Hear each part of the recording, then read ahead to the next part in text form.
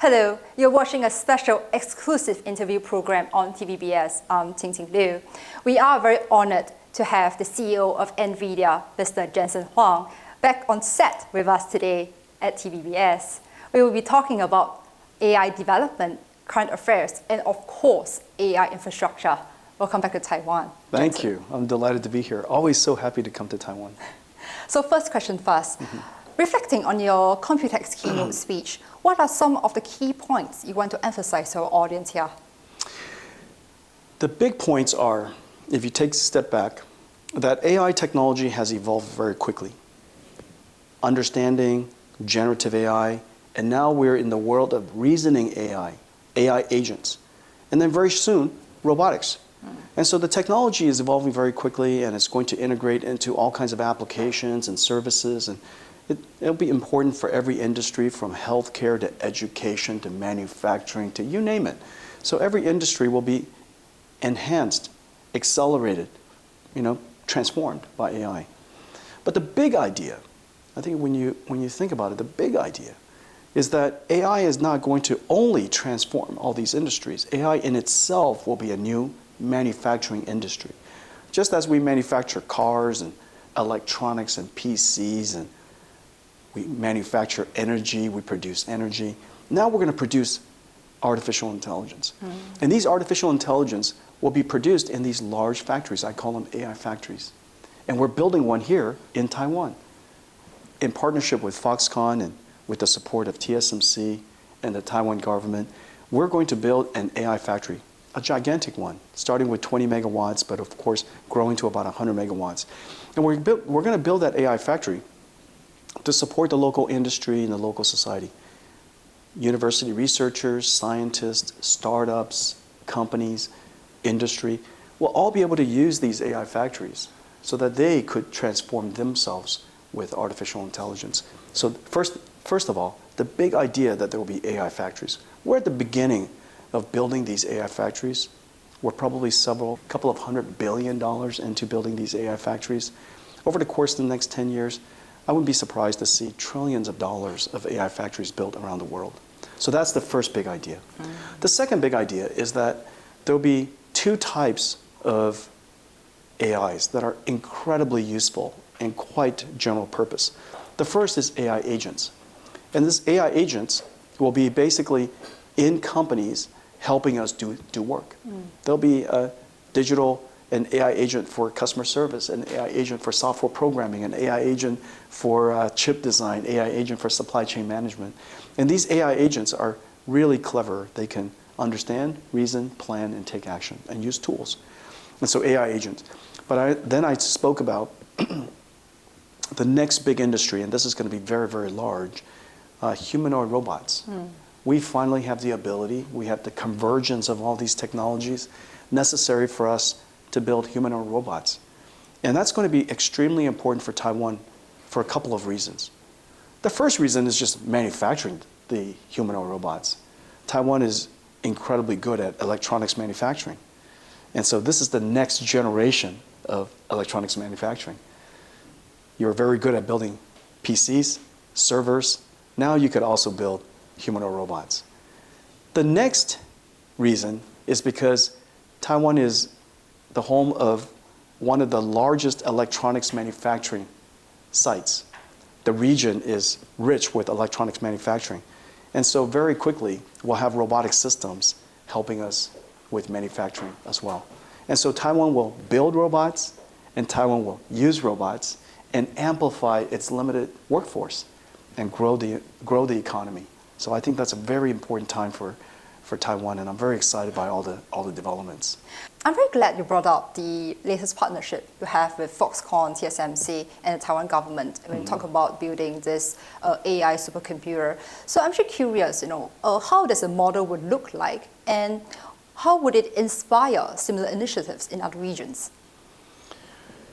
Well, every region is already quite inspired to build AI infrastructure. You might have seen some of the news reporting that I was just in the Middle East, and Saudi Arabia is going to build a very significant infrastructure, something along the lines of 500 megawatts or so. and the UAE is going to build 5 gigawatts. And just to put it in perspective, every gigawatt is $50 billion of NVIDIA systems. $50 billion. And those $50 billion of computing systems will need energy, and it will produce enormous amounts of AI. And those AIs will be monetized, dollars per million tokens. And so it's going to generate very significant revenues.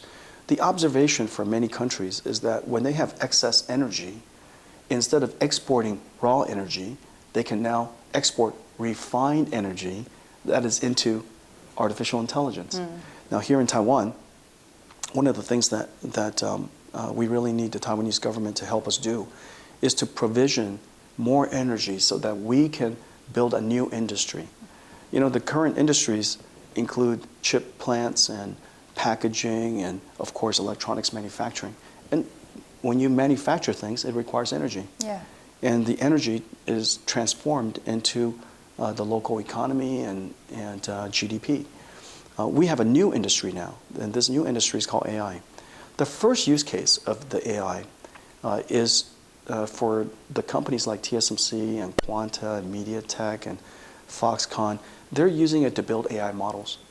They're using it for AI models for products that they sell, as well as AI to automate their manufacturing, or in the case of TSMC, to explore the future of semiconductor physics. And the second use case is education and research. Researchers here in Taiwan really needs a lot of AI infrastructure. It is impossible to do AI research without AI factories, without AI supercomputers. All of the schools in Taiwan absolutely must incorporate AI into its curriculum. The best way to be prepared for the future of AI is to use AI now. Every student should be encouraged to use AI. And I'm really hoping that the government would subsidize the use of AI for from the first moment in school all the way through high school and college, to provide that capability for all of the students. And then lastly, the established companies. It could be in financial services or healthcare or telecommunications. All of those companies need to have access to AI infrastructure. This is going to be the largest AI supercomputer built in Taiwan. We're going to start with 20 megawatts this year, and we need to quickly grow to 100 megawatts. But the limitation is just the availability of energy, and I really hope that the Taiwanese government could support us with that. Your recent announcement on building the new NVIDIA Taiwan HQ, also known as the NVIDIA Constellation, has generated a lot of excitement. Is that right? In Taiwan. Is that right? Yes, indeed. We've been here for so long. How come everybody's excited? I think it's the scale that we are looking at, especially when we bring up AI infrastructure and AI factories, because we are talking about this whole holistic kind of model that we are looking at right now. But I'm just curious, what kind of talent you are looking to recruit from Taiwan and the rest of the world? Like I said, we've been in Taiwan a long time, and we have a lot of great employees here. The last couple of years, the number of partners we have here in Taiwan has grown tremendously. They've grown tremendously in helping us manufacture our technology. Our technology went from chips, GPUs. The Grace Blackwell systems are 2 tons, not a few ounces. It's 2 tons, 1.2 million parts. It's incredible. Each system is $2 to $3 million. Previously, each chip is $100. Yeah. So the things that we're building has changed tremendously, and the number of partners here in the Taiwan ecosystem that is necessary to support us, and we're so proud of them, and they've done such a great job for us. Their technology, their craft, their dedication, their flexibility, their customer service orientation, their partnership.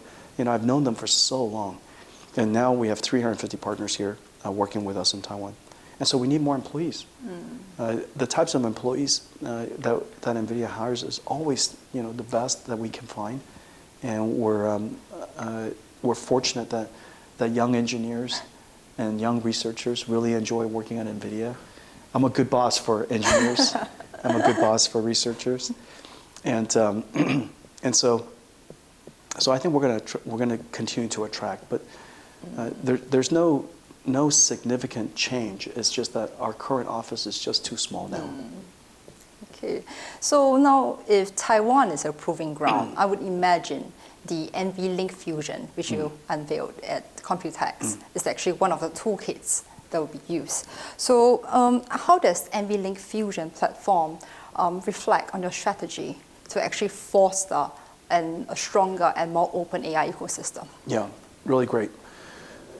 Currently, the way that you buy NVIDIA is of course, we design, we architect, we design the entire AI factory, from the GPU to the CPU, to the switches, to the networking chips, and there are 3 types of networking chips and 3 types of switches, and all of that is integrated into an AI factory.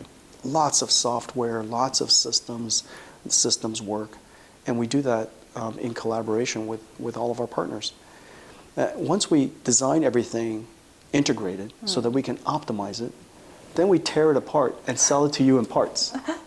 And this way, we can sell it to AWS, and they're really proud of the work that we do together. We can sell it to Azure, and Microsoft Satya just announced yesterday that they were the first CSP, first hyperscaler, to have GB200 and 4,000 GB200 systems put up and running now. And OpenAI is already using GB200s. And of course, Google uses NVIDIA's GB200, and they're so proud. And Sundar was really gracious to complement the work that we do together. And Gemini Pro are running on TPUs as well as NVIDIA's architecture. And so we can work with any cloud service provider because we can break apart this holistic AI system. But we want to do even more than that because some companies want to build their own CPU, and some companies want to build their own networking, and some companies want to build their own ASIC accelerator. And so today, you really can buy NVIDIA systems when it's part of this AI factory, the NVIDIA architecture. With NVLink Fusion, we could extend our ecosystem so that even when they design some of their own chips, we can have our ecosystem integrated into them. And so together, we're really fusing the NVIDIA ecosystem and the partners ecosystem. The perfect example is actually Fujitsu. You know, Fujitsu is a 100-year-old computing company. They've been here as long as IBM. And they are the computer ecosystem, the computing platform of Japan. And the Fujitsu ecosystem and their computing platform starts with their own CPU. But they would like to add AI to it. And in order to do that, they want to choose the world's best AI ecosystem.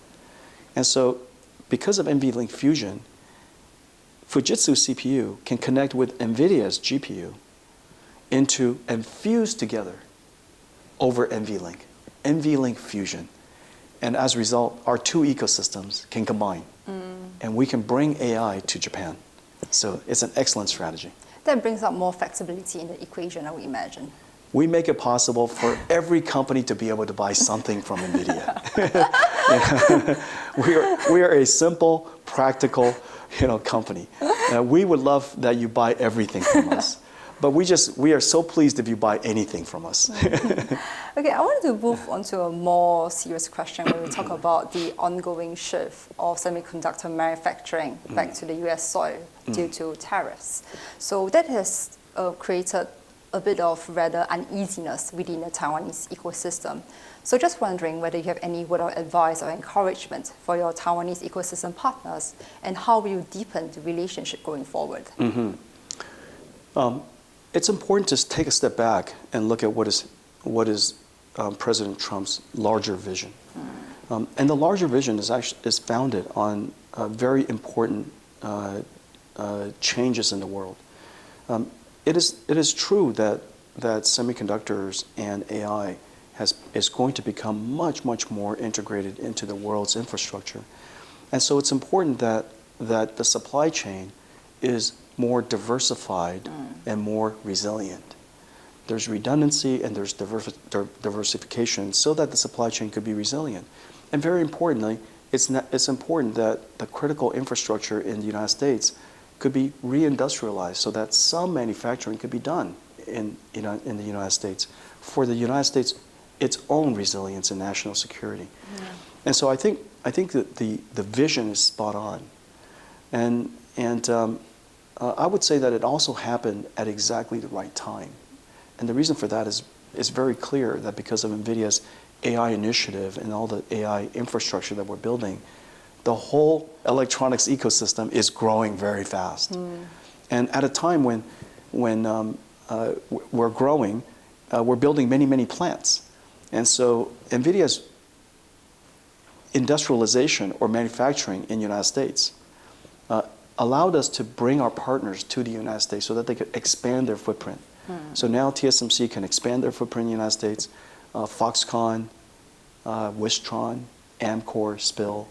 We're bringing our partners and expanding their opportunity in the United States. Meanwhile, the consumption here in Taiwan is still so high and it's continuing to grow. And so the timing is right. The timing is just right. We're going to have plenty of growth. So we expect to see growth on both sides in that sense? Yeah, I expect to see growth, very, very high growth on both sides. One thing is that you mentioned previously that NVIDIA is going to build up to $500 billion of AI infrastructure on US soil. Just wondering whether you can further elaborate on how this could be done. Well, $500 billion, if you look at NVIDIA today, it would not be surprising if we're already a couple of $100 billion company. Yeah. And over 4 years, $500 billion is not unlikely. The world is going to build, over the next 10 years, many $1 trillion worth of AI factories. The build out has only just begun. And you can test it. It's very easy to, in fact, test this assumption. If you look at any data center today, it's very traditional. You walk into every data center, it's very traditional. And yet, and anywhere, here in Taiwan, anywhere in the world, you just walk into a random data center and you see it's very traditional. General purpose computers, CPUs, the old way. Yeah. And we know that the new way is going to be AI. And so the world has 60 years of computing infrastructure that has been built that is now reset. So we have 60 years to rebuild, hopefully in the next 5 to 10 years.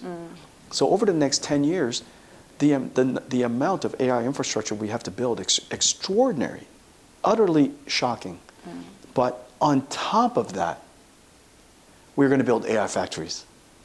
And so the combination of the reset of the way computing is done and also building these new AI factories, we're going to see fairly significant growth opportunities, for these factories over the years. The United States aimed to build an all-American-made supercomputer in the US. And beyond hardware, it also required talents, I would believe. So do you think that the US will be able to continue to attract and retain top talents and people needed to do this job well?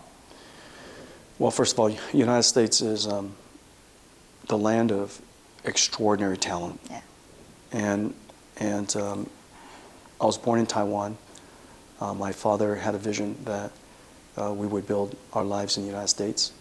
And the opportunities that I was able to receive and all of my colleagues that I'm surrounded by and the vibrant entrepreneurial innovation, pioneering spirit of Americans cannot be ever underestimated.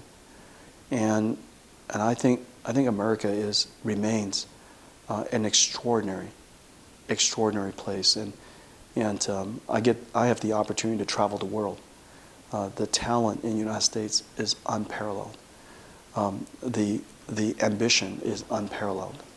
And so when President Trump decided to to reindustrialize America, that vision I think is an excellent vision and at the perfect time. And I think the challenge is real. The fact of the matter is, the United States had stopped manufacturing for quite some time. And so that is a real challenge. It is the case that we need more energy. And so for many years, at least the last 4 years, the previous administration has been quite concerned about adding more energy into the country. Yeah. And yet, in order to support a new industry, we need energy. And so it's at exactly the wrong time. And so finally, President Trump's pro-energy increase of all forms, everything from sustainable energy to nuclear to hydrogen to fossil fuel, every single form of energy is going to be necessary to enable this new industry to grow. And so his pro-energy attitude and his pro-energy policies and his pro-energy encouragement for the country is really important. And so I think the timing is perfect. But like you say, the skills have, for some decades, left the country. And but United States will have to move fast. And everything from construction to craft, the skilled labor, electricians, plumbers, mechanicals, carpenters, the whole thing. We're going to need a lot of skilled labor in the United States. Probably, if I were to guess, several 100,000 in the near future to support all the AI factories we have to build. And so that's a great opportunity. I want to continue this conversation on, because you have been traveling a lot recently, engaging various governments, especially on when we talk about infrastructure development. So I'm going to move on to China right now. So given the current additional export controls, how would NVIDIA navigate its relationship with the Chinese AI market and your partners there?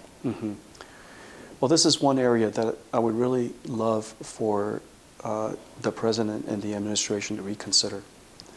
Export control, if you examine the results of the export control, I think it is clear that it was not effective. At the time, 4 years ago, at the beginning of the last administration, NVIDIA's market share in China was 95%. Our market share is now 50%. The hope or the goal of the administration was to slow the progress of AI in China. But there's no evidence of that. In fact, it's exactly the opposite. China has 50% of the world's AI researchers. The single largest population of researchers in the world. And they will advance AI. And there's no question that DeepSeek is a real contribution to the world. It's a gift to the world. I don't know any AI researcher that didn't read it. And the innovation that's inside DeepSeek is extraordinary. It's not just copying technology. This is unique and genuinely good innovation. QN models from Alibaba is excellent. And so there's no question that AI research in China will progress. If we're not there, somebody else will fill the spot. And there's every evidence that because of export control, we've lost half of our market share. And so I think the spirit of the export control policy has proven not to have been effective. The goals are not achieved. And now, at least President Trump realized that China is now here. And they have the ability to scale. It's not logical to hold back, and the ability to hold back a country like China. This is a country with great aspirations, incredible talent, incredible might, and incredible will. And so now the time is here, and AI is ready to diffuse, to proliferate to all countries, and every country would like to have AI. And so the President is wise in recognizing that the AI diffusion policy that was written at the end of the last administration is almost precisely wrong. Instead of limiting American AI diffusion, it should be maximizing AI diffusion. And the export control, we should recognize that China has the world's largest population of AI researchers. And we want Chinese AI researchers, every AI researcher on the planet, to develop on American technology. Because if not, what gets diffused around the world is not going to be American technology. And so I think it's sensible that AI diffusion, the reversal of the AI diffusion policy, would go hand in hand with the reversal of export control. It is not so at the moment, but I hope that it would change. Are there new tailored solutions for NVIDIA for the China market, and how do you ensure continued partnership and growth there? Well, the export control is not a sanction. It's just an export control. The export control specifies limits. Yeah. President Trump has been very clear that he would like NVIDIA to sell as many chips as possible around the world. But it obviously has to comply with policies. And so in the case of H20, we don't know of any more ideas to make H20 suitable for or versions of it suitable for the Chinese market. And so at this point, we've decided to write off multiple $billion of chip inventory. Now, to put in perspective, most semiconductor companies is only a few $billion. We're going to write off the equivalent of entire semiconductor companies in just one quarter. And so it's very it's very painful. We've lost a lot of money. And the revenue opportunity that it was going after is going to cost the United States a lot of taxes and cost NVIDIA a lot of revenues. But it is what it is. And so currently what we're trying to do, there's very limited options now. H20 was our last idea. And so I have to go back to the drawing board and think of new ideas. I don't have anything obvious at the moment, but we're committed to the China market. We've been there for 30 years. China has treated NVIDIA incredibly well, and it's been a wonderful market for us. We have many partners there. They depend on us, and it has been a great joy and a great honor to have served that market. And there will never be another China market. The idea that the China market could be replaced by growth somewhere else is not really logical. You know, that market is vibrant and it's very dynamic, and walking away from that market would be a real shame. Are you still optimistic about healthy competition? Healthy competition? All the competition I've enjoyed so far is healthy. You know, China competes, if that's what you're talking about. There are startups. There's 50 startups. Huawei is one of the most formidable technology companies in the world. They just had a record year. Yeah. And the technology that they're putting out and this new cloud matrix AI supercomputer is, on paper, better than NVIDIA's. Higher performance than NVIDIA state-of-the-art. And so this is a formidable company that we have to really take with great respect and put forth our best effort. It's also important to realize that, and this is very important to AI diffusion, the next generation of telecommunication standards, the technology today is called 5G. Yeah. But the next generation, 6G, is going to be built on AI. Yeah. And so the infrastructure that is diffused around the world and the country that diffuses that technology will have a leadership position in the next generation of telecommunications. This is very, very important to keep an eye on. And of course, Huawei has been very clear that their intention is to fuse 5G and 5G and AI. And so it's very visionary. It's exactly the right thing to do. And we're doing the same thing. But we have to race fast. Yeah. In that case, how can American companies like NVIDIA continue to maintain its edge and succeed globally? Well, the ability to compete is the first part. Yeah. I have every confidence we can compete. You know the NVIDIA's technology and the velocity of our execution and our dedication to our work is second to none. And I have every confidence that if given the permission to compete, we will compete. If given the opportunity to win, we will win. And if given the opportunity to serve that market, we will do so. Okay. So A very interesting concept that you brought up is that the last 10 years is actually the science of AI, whereas the next decade is actually the application science of AI. And we're actually seeing that more people are having their hands and direct access towards AI. So I'm just curious, could you share your vision on AI for the next 5 to 10 years? How would it be like? The easiest idea for the next 10 years for AI is just to think that AI is going to be like robots. You're going to have digital robots. Digital robots are called AI agents. They're called agents because they have agency, meaning that they can understand the goals, it can apply tools, it can reason about how to solve the problem.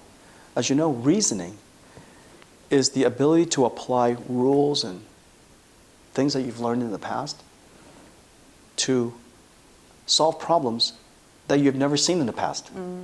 You reason about solving a new problem. And as a result, you don't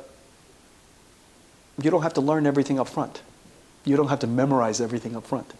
That we can engage new experiences and come up with good solutions. And so today we have AI agents. They're basically digital robots. And then we have physical robots coming. These two technologies I think will clearly have many applications. Wherever there's an application for us, now there's an application for agents and robots. Well, of course, every job will be changed. Every job will be reshaped. And there are people who are concerned that they might lose their jobs. And that's almost exactly the wrong answer. The right answer is you're likely to lose your job to someone who uses AI and someone who uses robots. And every company, every professional, everybody should learn to engage AI and make them companions and assistants and helpers and tutors and our teammates, and to help us become more productive, more successful. And so that's I think at the highest level is the easiest concept. And as you know, there's shortage of labor in Taiwan. There's a shortage of labor all over the world.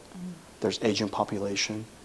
And in order for us to grow the world's GDP, it's currently at $100 trillion. In order for us to reach 120 trillion, 150 trillion, 200 trillion, we're not going to be able to do that with more people. And that's the reason why AI is going to be such an extraordinary thing. It's very logical to me that so long as we have the energy, that the next decade and 2 decades may be the best decades of all, and that we'll see more prosperity and more GDP growth, in more countries around the world than ever. I like the idea that you brought up about the need and the must to engage AI as soon as we can, because that indeed not only improves productivity, it also makes people, like how when we work with things, there's somebody to help us with it. So, but I'm just curious because, like, for example, at TVBS, we actually have AI hackathons, and many companies in Taiwan do that too. But we're also facing an issue when we are talking about the working population, I would say maybe age, maybe 30 to 50, but people are facing they're not as agile as maybe a younger population in embracing new technology. So what advice would you have for this group of people, maybe age 30 to 60 or 65, on how to actually have their hands on into AI? Give AI a chance to catch up to you. And let me tell you why. The AI technology has been improving maybe 1 million times in the last 10 years. And in the beginning, you have to be very clear to tell the AI what you want to do. But now, you could just tell AI what your goals are. Help me plan. Literally, just say, help me plan a vacation to, Osaka or Kyoto or south of Taiwan. I was exactly. I was kind of excited because previous to my trip to the Middle East, I was planning to go to the south of Taiwan and make my way up to Taipei. Yeah, Taipei. And so, anyways, I'll do that someday. I was really looking forward to that because I've been coming to Taiwan for many years after I left in the beginning, and yet I've never left Taipei. And I barely left this part of the city. I barely left this hotel. and I'm always working. Aside from here and going to see Morris and Hsinchu, I've never visited anywhere else in Taiwan. The thing that's really important is AI enables us to close the technology divide for the first time in history. And the reason for that is because up until now, the only people who know how to use a computer or can benefit from using or know how to program it. If you want to program a computer, you have to learn languages like Python and C and C++ and things like that. However, in order to use AI, you just have to talk to it. And now you could explain very simply what your goals are. I was just saying, plan a vacation. But instead of a vacation, it could be a marketing campaign. It could be my supply chain. And so you describe your goals, and the AI will go figure it out. The AI will understand your goals. It will break down the goals into step by step. It will reason. It will plan. It will maybe even simulate different outcomes and choose the best one. It will use necessary tools. It will even go to other AI agents to collaborate.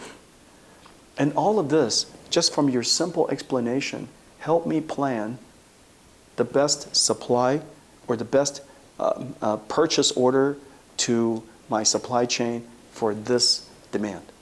And the AI will go off and break the job down. And so, as you can see, the way to communicate with the computer is higher and higher level. And it's more and more human. Yeah. And the lower level programming, the AI will do by itself. That's the big breakthrough. We've democratized technology. We've made the computer, which has been in service for people like me. 30 million people around the world have benefited from computers. Now, all 7 billion people can benefit from computers because of AI. We're going to democratize computing for the first time in history.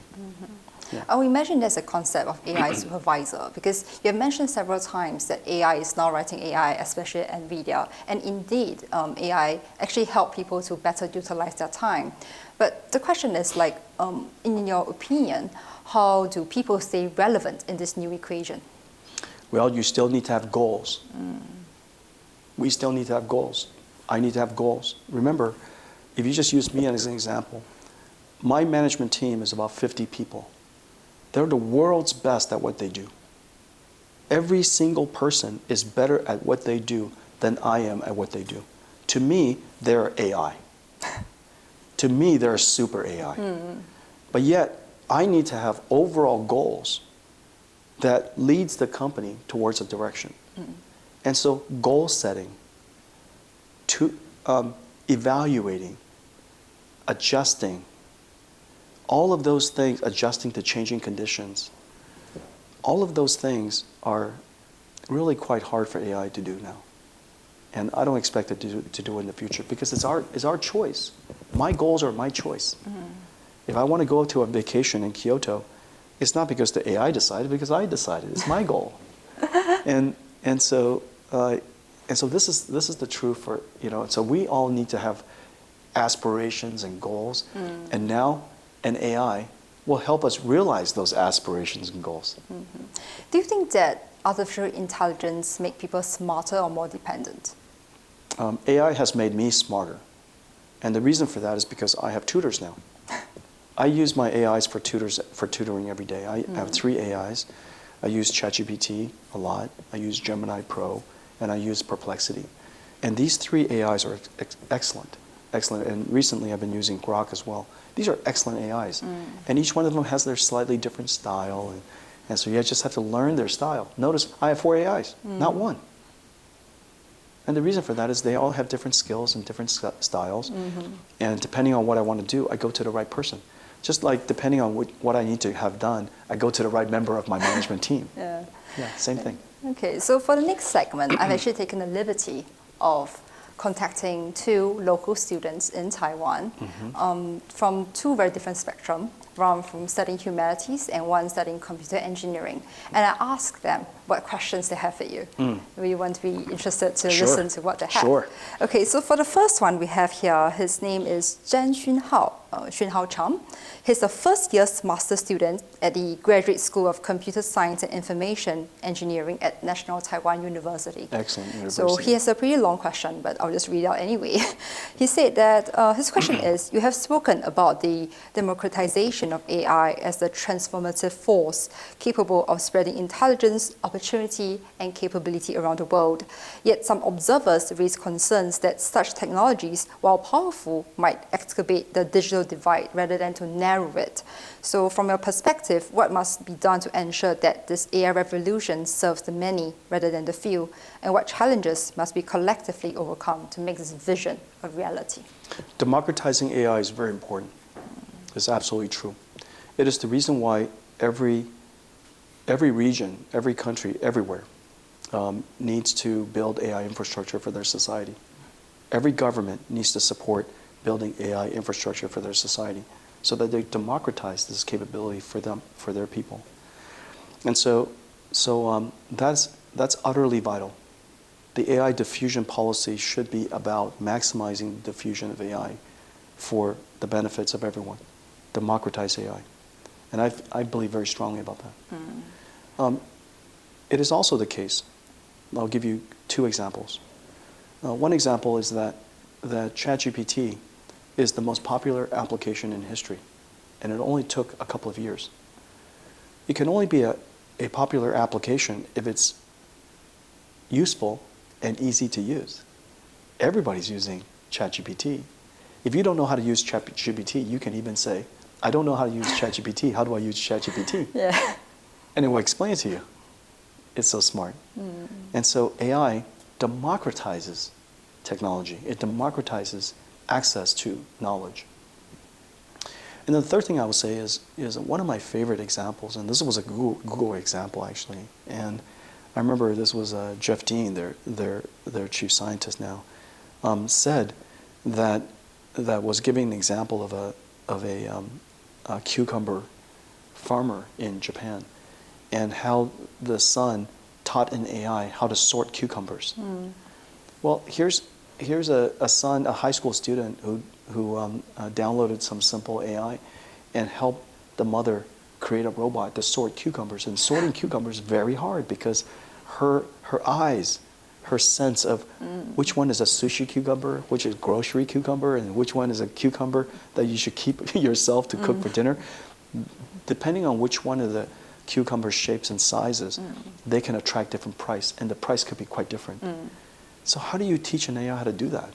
Well, the high school student had no problem doing that. They democratized a technology for his mother that, quite frankly, until now, is impossible to do. You needed a real person to do it. And so that's another way, another example of perfect democratizing.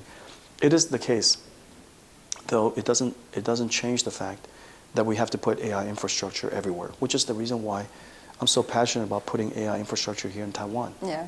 Taiwan needs to have an AI factory. It needs to have AI infrastructure so that the whole industry and society could advance with AI, put it in the hands of everyone. So it's really important. I love the fervor and the enthusiasm you have, in the things you have done for Taiwan. So moving on to the second part. So this is a question from Claire Tsai, or Tsai Xinyu. She's a second-year master student doing a master's program in global communication and innovation technology at National Chengchi University. So she's from the humanities side. So her question is, many young people, particularly those in the humanities field, are facing the challenge of aligning with future industry trends in the age of AI.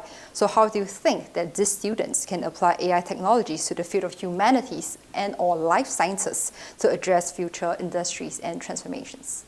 Well, my first and best recommendation is engage AI right now. I use AI to do research every day. I describe a fairly, complicated research to go do. And my AI goes off and reads a whole bunch of research papers, studies a whole bunch of websites, and does all kinds of reading. And it comes back and generates this report for me that's really elegant and really simple to understand. But the important thing is, it didn't just generate for me a PDF. It actually learned all those subjects. So now it's an expert in maybe quantum physics. Maybe it's an expert in digital biology. Maybe it's an expert, in sustainable energy. It's incredible. It comes back not just producing a research, but now this is an expert that I can talk to all the time. And I can interact with it because it's done a lot of research. And so for the humanities students, the life sciences students, you now have the world's best tool to advance your knowledge, to interact with, to dialogue, to brainstorm, to do research with. It's an incredible tool. Engage it right away. I want to talk about your leadership style at NVIDIA because I would say for the past 10, 20 years, before we have this whole big AI breakthrough, it really means that you need to persevere, to believe in a vision, and also to lead a huge member team that you are working with. So I'm just curious, what are some of your core leadership values within NVIDIA and to ensure NVIDIA's success and continuous success? Well, at the core, NVIDIA's mission and my mission is one and the same. Is to make a contribution to build things that are incredibly hard to do, that no one else in the world is doing or can do, and that if we succeed in the unlikely chance that we succeed, that we make a real contribution, that we change the world in some better way. And so that is at the core of everything that we do. Everything that we do is hard. That's why it took 30 years. Robotics, AI we've been working on for almost 15. Robotics, 10. Self-driving cars, 10. Yeah. Quantum classical computing, 5. The list goes on. Digital biology, 10. The list of examples of things that we've been pursuing, enduring, for long list. And I think the way to think through that is, one, what is possible. It's important that the CEO chooses endeavors that are nearly possible. And for me, nearly possible is about 10 years. And if I can achieve something and make it mainstream within 10 years, it's time for us to really go and pursue it. And so I like the 10-year horizon for success, and it gives me many chances to go and learn and iterate. And so in order to do that, 10 years out, you need to be able to see around corners, connect dots, and have an imagination about what the 10 years from now looks like. And for us, this is not 10 years for a mature technology company. This is 10 years for a pioneering company. So for most companies, that would be like 15 years, 20 years away. And so we really have to live in the future. And the CEO, the leaders of our company, we have to reason about what's possible and what's worthwhile for us to go pursue. And then after that, you just have to reevaluate your reasons. I double check my assumptions all the time, continuously, because my assumptions and the principles by which I arrive at certain strategies or conclusions or directions, those things are really fundamental. And so I have to go back and reevaluate continuously. Did my assumptions, the assumptions that I make, were they based on facts that are now different? The principles that I was using to determine the future, has that changed? And are they still sound? Are they really sound first principles, or were only temporal at the time? And so I've got to reevaluate all of that continuously. And if it's true, and I believe what I believe, then there's no reason to change, and just keep pursuing it. And finally, if there's anything I haven't asked and you want to add extra points, especially for your Taiwanese audience and beyond. Well, I would say that I've been coming to Taiwan now for 30 years.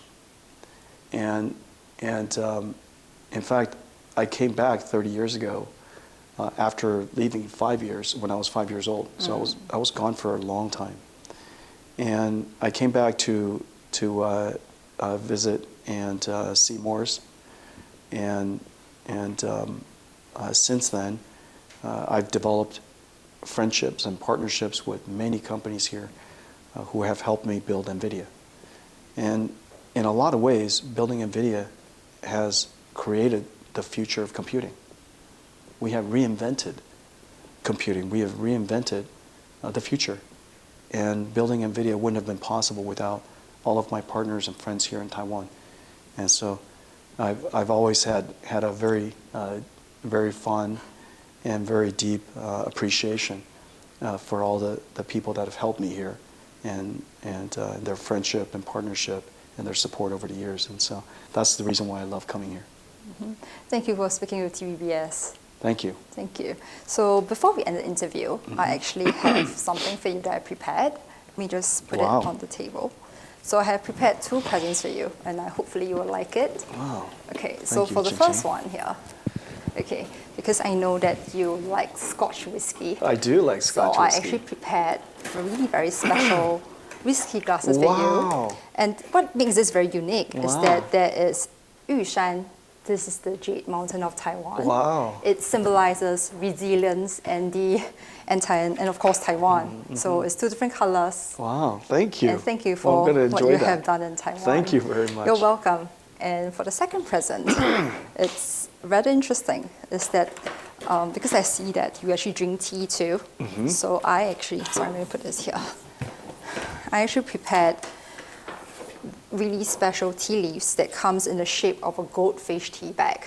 Oh so my God. I know that your Thai is very good. My God. So I'm not sure whether you ever heard of this.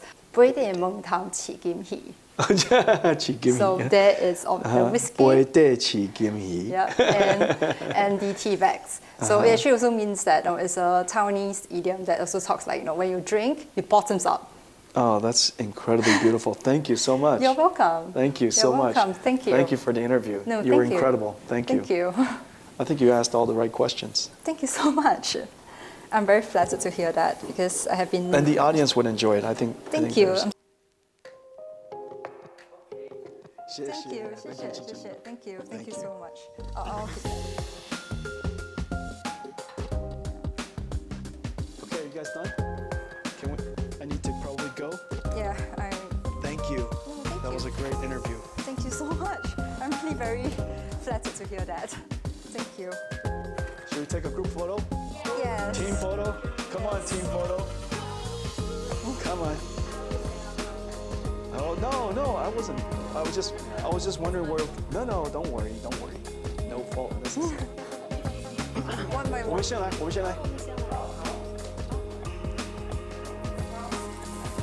Autograph. Yeah. Hang on a second. This is Yeah, this is. to TVBS, right? Yeah.